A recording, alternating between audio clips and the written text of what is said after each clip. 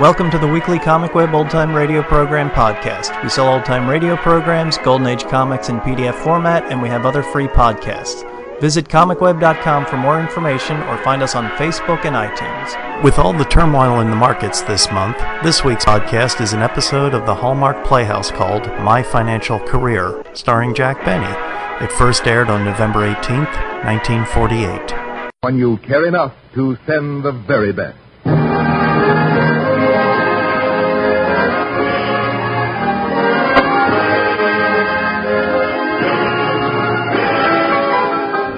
Tonight from Hollywood, the makers of Hallmark greeting cards bring you Mr. Jack Benny in Stephen Leacock's My Financial Career on the Hallmark Playhouse.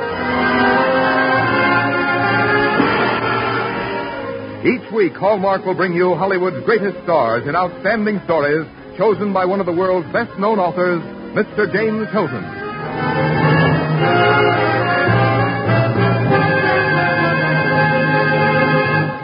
For a Christmas greeting your friends will long remember, make your selections now from the complete Hallmark collection on display at the friendly store where you buy Hallmark cards. Whatever your taste, whatever your budget, you'll take special pride in sending Hallmark cards. And on the back of every one is the identifying hallmark that says, you cared enough to send the very best.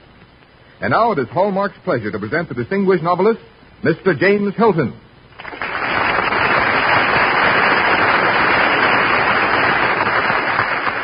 Good evening, ladies and gentlemen. This is James Hilton. Tonight, the Hallmark Playhouse presents the dramatization of a short story by Stephen Leacock entitled My Financial Career. Since this story concerns a man and a bank and the insertion of the man's funds therein, we of the Hallmark Playhouse felt that the role of the man should be portrayed by an actor with a thorough knowledge of banking and a deep love and a great respect for all matters monetary. In casting about for such a personality, one name kept cropping up, and that name was Jack Benny. Accordingly, we opened negotiations with Mr. Benny, and after 3 days in a hotel room, we managed to conclude a financial arrangement which satisfied him and still left a few pennies for the Hallmark people. Our staff of attorneys and economic consultants unanimously agreed that it was the most difficult and complicated transaction since 1803, when Thomas Jefferson purchased the Louisiana Territory from France. In view of Mr. Benny's long and familiar association with banking institutions and his easy insouciance in dealing with them, it is paradoxical that in our play tonight he portrays a character who suffers from an overwhelming dread of banks and bankers. This is perhaps the most challenging role in Mr. Benny's career and should provide the severest test of his histrionic ability. And now, without further preamble, we present Mr. Jack Benny as Rodney Beamish in our very free adaptation of Stephen Leacock's My Financial Career.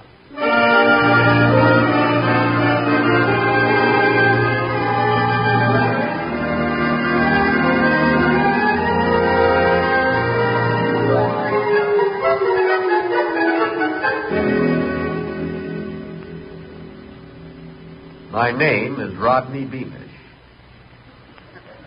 I'm married and have 3 children, a son 26, a daughter 12, and a little boy just 6 months old. I don't believe in rushing things. In dress, I'm conservative. I always wear a black frock coat, a derby hat, and I ride to work every day on a bicycle. For the past 19 years, I have been employed as a troubleshooter in the zipper department of the Eagle Clothes Company. My wife and I and our 3 children share a large, airy, comfortable room in a modern, attractive garage. I mention all these things to show that I'm a normal, average citizen. Yet, I was singled out by fate to bear an awful burden. All my life I have been a slave to one terrible, morbid obsession. I, Rodney Beamish, am possessed with an overpowering, craven dread of banks.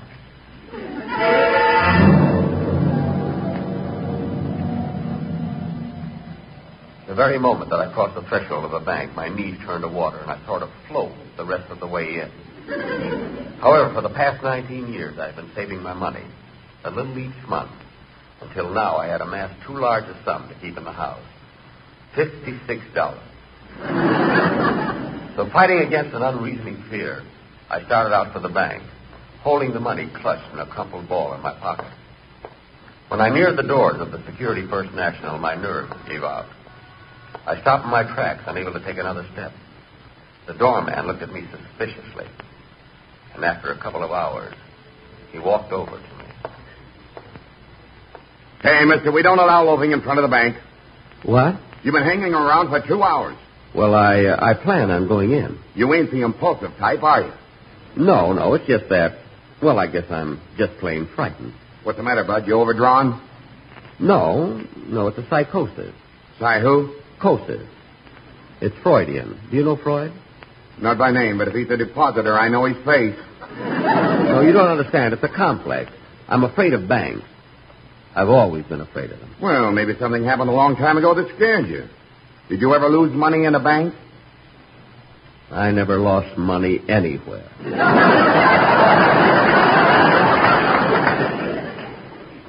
But wait a minute. Something did happen to me a long time ago.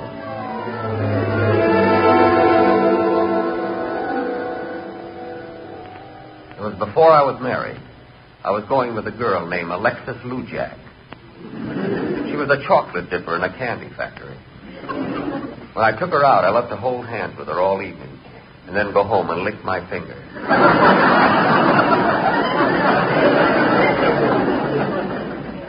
I remember now, I went to call on her one night. When I got to her house, there was another fellow waiting for her. His name was Bull Jensen, and he was sort of a local tough. Bull was handy with his fists, but that meant nothing to me. I just put on my glasses and sat down. What are you doing here, stupid? Oh, hello, Bull. I've got a date with Alexis. Oh, you have, eh? Bull, cut it out, will you? Let go of my wrist. You're hurting me. Let go. Why don't you make me? Ouch. Ouch. Say, what do I have to do to you to make you fight back? Oh, no, I'm not going to tell you my secret. Oh, just if you let go of Rodney this minute, or I'll never talk to you again. Talk. Who wants to talk? Ouch. Now get out of here. Rodney, you come back here. Who are you going to listen to, Bull or me?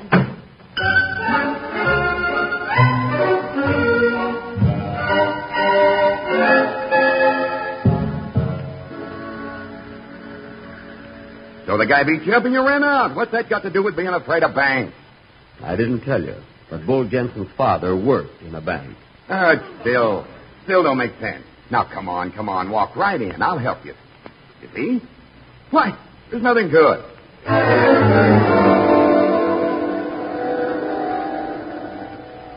Before I knew what was happening, I was inside the bank. My temples throbbed, the muscles of my throat constricted. My whole body quivered in the grip of horrible fear. I staggered over to one of the windows. The teller looked at my haggard face as if to say, "What's the matter, sir? Is there anything wrong?" And then he said, "What's the matter, sir? Is there anything wrong?" I explained to the teller that banks rattled me. He was an intelligent chap and tried to help. If you'll pardon me for saying so, sir, I'd venture that your trouble can be traced to some psychological upheaval in the past. Now, that's what I keep telling myself, but I just won't listen. Try to think back, sir. Is there any incident you remember that would have some bearing on this neurosis? No, nothing. But wait. Yes, I do remember an incident.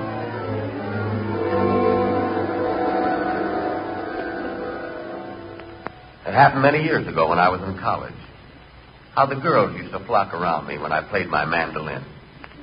Oh, I was handsome in those days. My chestnut hair was naturally wavy.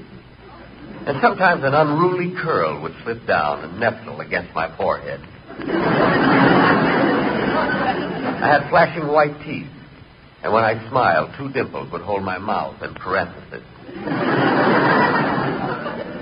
Our football team was playing State U in the biggest game of the year. And we were losing 76-0, with only 2 minutes left in the game. It was beginning to look bad for our side. But the coach had been saving me for just such an emergency. Beamish! Yes, Coach. Go in the quarter. There was a roar from the crowd as I put on my helmet, whipped off my blanket, and ran out on the field. I looked down and realized I had left my pants in the locker room.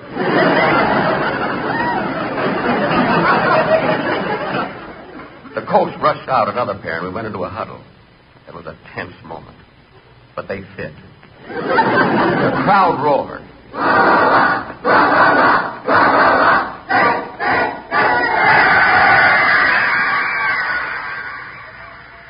It was do or die, and I was willing to do.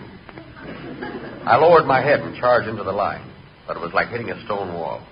I found out later they were wearing concrete jerseys. Everything went black, and when I woke up, I was in the hospital. My head was so swollen, it was 2 years after I graduated before I could take off my helmet.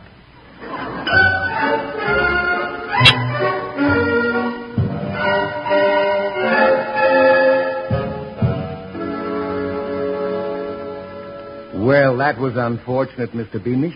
But what has it got to do with your being afraid of banks? Our team lost the game. I failed when they were banking on me. But that's not reasonable. Now, why don't you pull yourself together and state your business? I want to open an account. There. You said it. Now, wasn't that easy? Just step over to that desk and ask for our cashier, Mr. Williams. I turned and started to walk across the floor. And once more, my strength seemed to melt.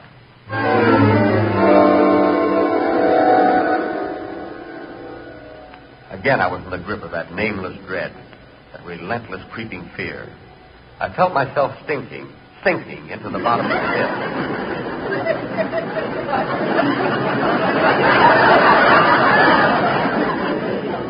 A light in my brain exploded to 1,000 colors. Brown, orange, green, and that certain shade of blue that was so becoming to me. And then the bottom fell out of the world, and I crashed down into the black abyss of oblivion.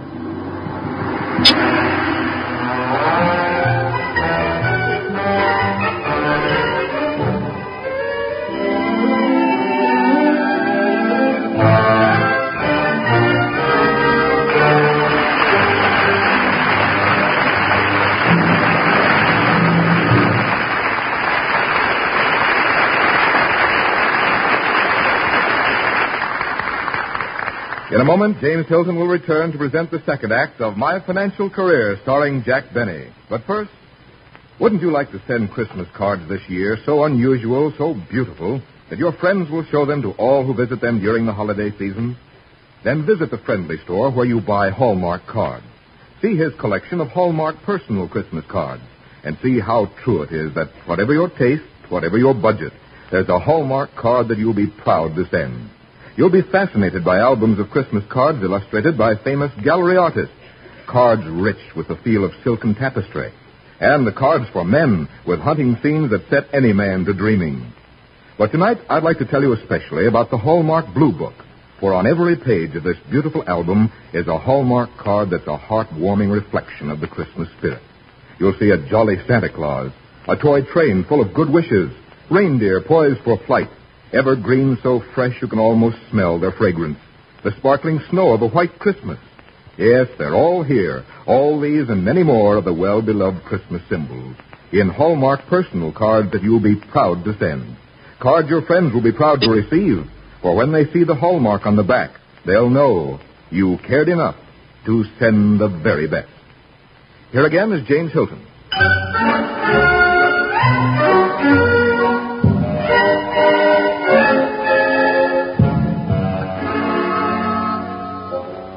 As we begin the second act of My Financial Career with Jack Benny as Rodney Beamish, we return you to the hard stone floor of the Security First National Bank upon which Rodney has just collapsed. The mysterious hysteria that seizes him whenever he enters a bank still holds him in merciful unconsciousness. But now he's beginning to stir.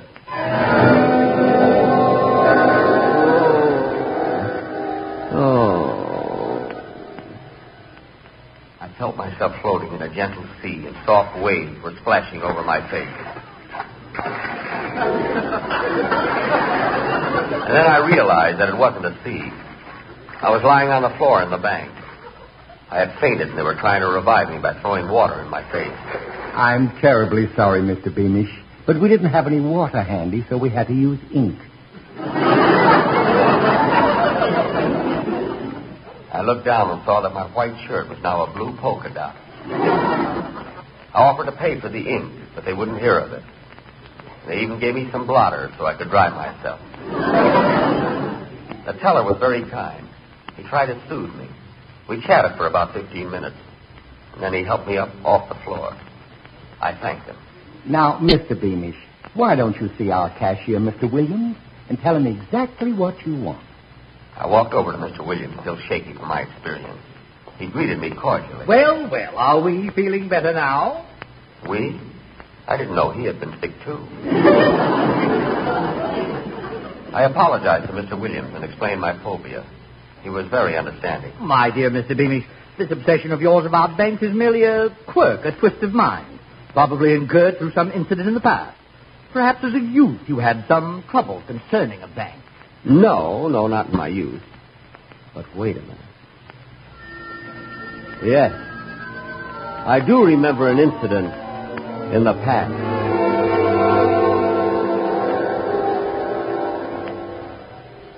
When I was 37 years old, I ran away from home.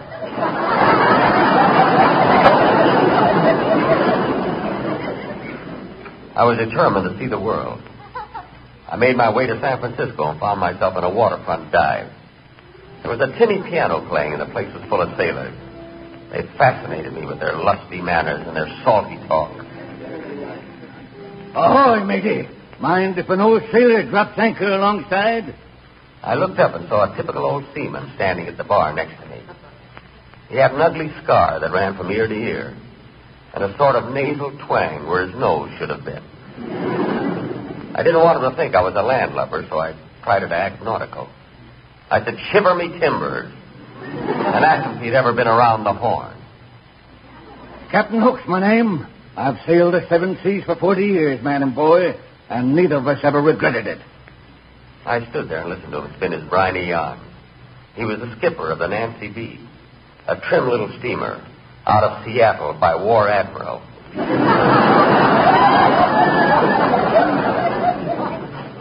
When the time came to pay the check, we both reached for our money. And it was then I envied him. He didn't have any. Suddenly, a feeling of weakness came over me. My legs started to buckle. I tried to unbuckle them, but it was no use. Too late, I sensed that I had been drugged. And I knew I was being shanghaied.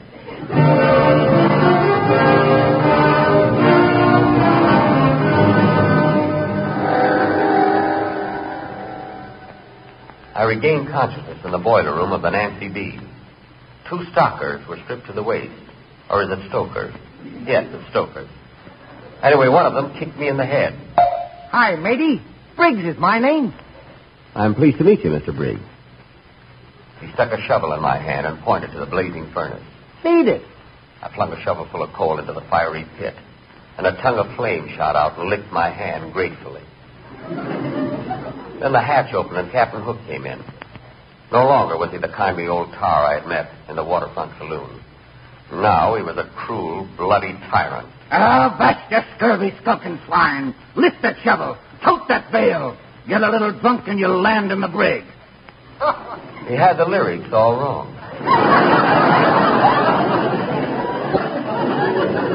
But I wasn't going to tell him. When you work for Captain Hook, you work 26 hours a day. 26 hours a day? I thought it was impossible. But he came down later and made me set my watch back 2 hours.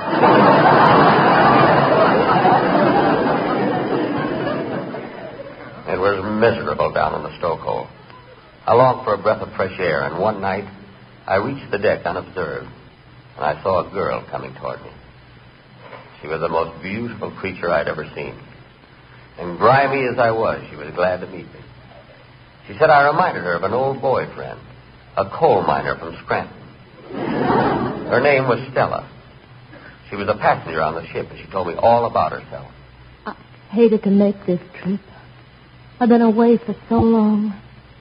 First, I had to go to Paris, and then Egypt, Rio and Australia. And then when I get back, I'll have to go to Honolulu. But why do you keep doing it if you don't like it? I can't help it. You see, 2 years ago, I hit the giant jackpot on a quiz show. And I've been traveling ever since.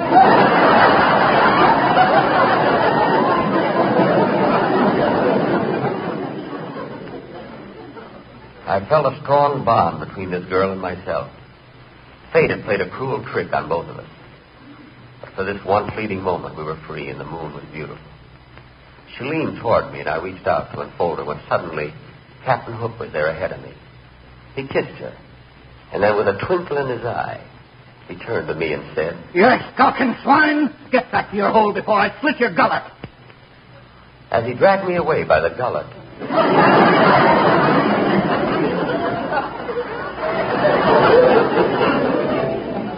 Stella stared at me uncomprehendingly. There was a wistful look in her eyes, a knowledge of things that were not to be. I never saw Stella again.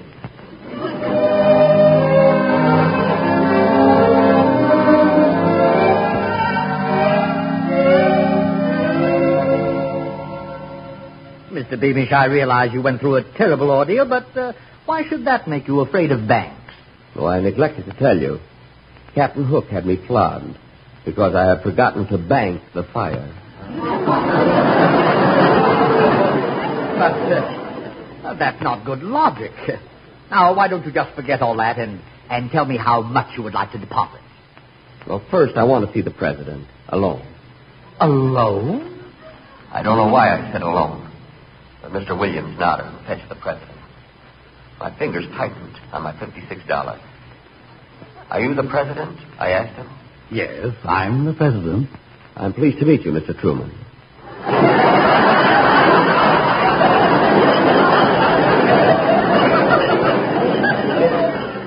The name is Dewey.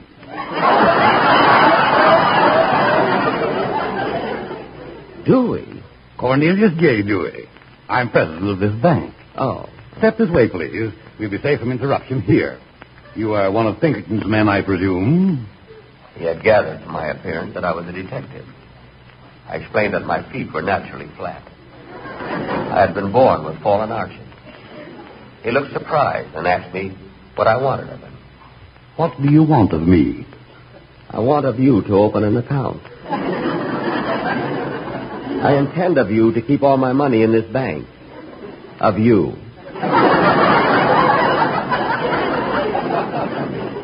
Please sit down, Mr. Bebish. Will you have a cigarette? Thanks. Lucky strike. Yes. They're first again with bankers, too.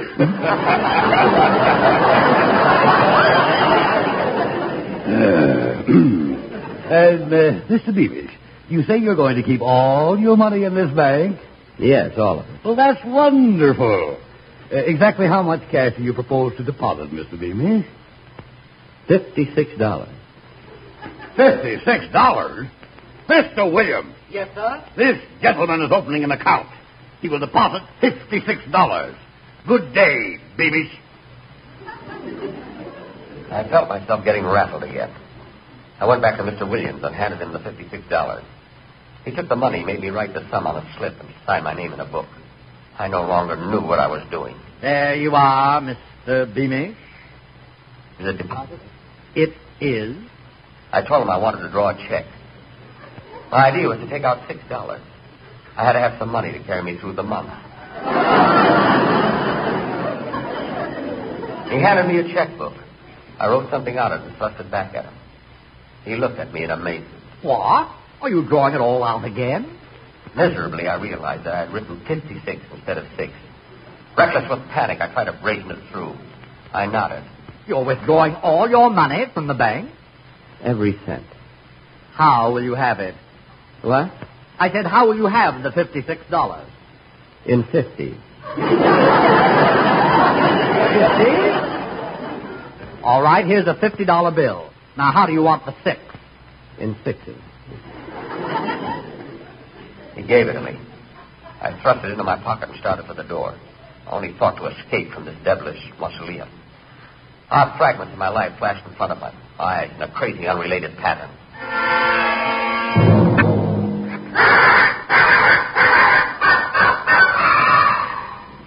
The center snapped the ball back to me. Then I realized it wasn't a ball. It was Stella. I tucked her under my arm and started off tackle. As I broke through the line, I came face to face with my old girlfriend, Alexis Lujack. She was dipping Captain Hook into a vat of chocolate. Whole Jetson's face loomed up in front of me. My head whirled. I knew I had to get to my bicycle. I made my way to the street in freedom. I pedaled away from that bank as fast as I could. And I was halfway home before I realized I didn't have my bicycle. But I was making such good time, I couldn't stop pedaling. Besides, I'd never again go back to any bank. Let him keep my bicycle. I didn't care, because I was free. Free!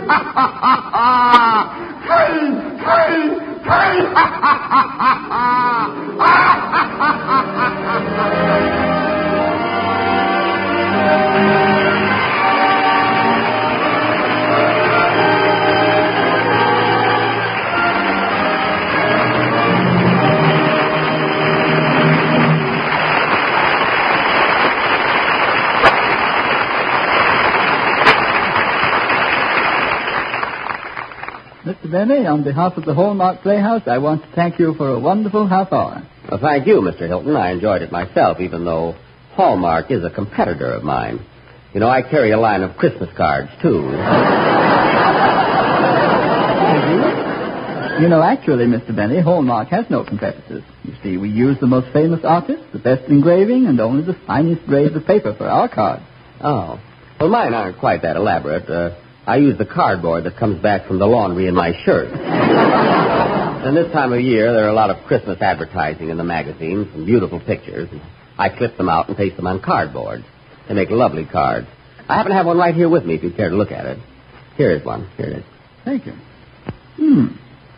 Merry Christmas and Happy New Year from two lovely ladies. Which twin has the Tony?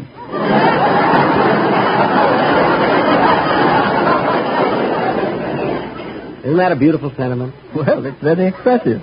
I just have a couple of dozen left at 50 cents apiece. Hallmark puts out a very fine card for as little as 5 cents. 5 cents?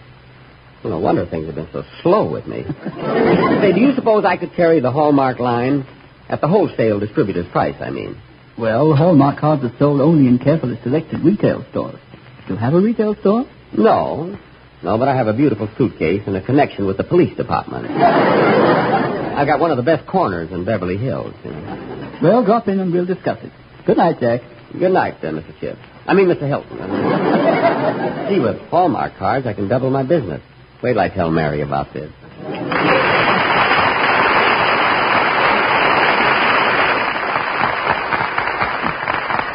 Goodbye, Jack Benny, and thanks again for the delightful nonsense. Next week on the Hallmark Playhouse, we will present Rose Wilder Lane's Free Land, starring Martha Scott. And on succeeding weeks, we will bring you Victor Moore, Ida Lupino, and the finest stars in Hollywood. So make Thursday night your Hallmark Playhouse night. Until next Thursday, then, this is James Hilton saying good night. That home of your own, education for your children, leisure time, all these can be part of your future if you invest in United States savings bonds now. The sure way to save is the automatic way, through the payroll savings plan where you work or the bond-a-month plan where you bank. Protect your future with United States savings bonds. Tonight's story was adapted for radio by Hugh Wedlock and Howard Snyder, with music composed and conducted by Lynn Murray. Our director-producer is Dee Engelbach. Look for Hallmark cards that are sold only in stores that have been carefully selected to give you expert and friendly service. Remember, Hallmark cards when you care enough to send the very best. This is Frank Goss saying goodnight to you all until next week at the same time when James Hilton returns to present Rose Wilder Lane's Free Land starring Martha Scott. This program came to you from the Hallmark Playhouse. This is CBS, the Columbia Broadcasting System.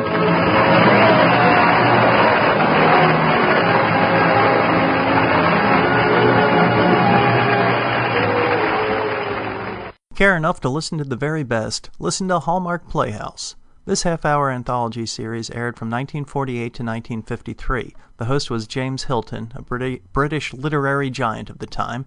He was author of Goodbye, Mr. Chips and Lost Horizon. He sought out great stories that he liked, dramatized them, and put them on the air. Lionel Barrymore later took over the hosting role. This radio anthology transformed into the Hallmark Television Playhouse, and from that into the Hallmark Hall of Fame television show, one of the longest-running TV shows of all time. Thanks for listening, and we'll catch you next week.